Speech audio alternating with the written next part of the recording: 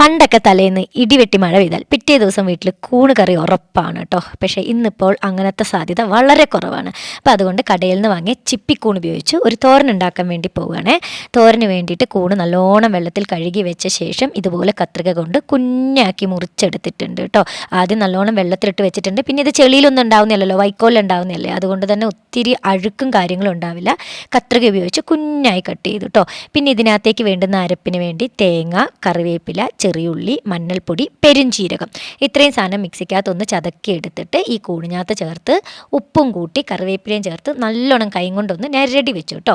അതിനുശേഷം ഒരു സോസ് പാനിൽ കടുക് ഇട്ടു. കടുക് പൊട്ടിയ ശേഷം ഈ കൂണിൻ്റെ അരപ്പോട് കൂടി നമ്മൾ ഇതേ പാനിലേക്ക് ഇടുകയാണ്. നമുക്കെല്ലാവർക്കും അറിയാം കൂണിൽ ജലാംശം കൂടുതലാണ്. സോ എക്സ്ട്രാ വെള്ളം ഒന്നും ചേർക്കേണ്ട ആവശ്യമില്ല.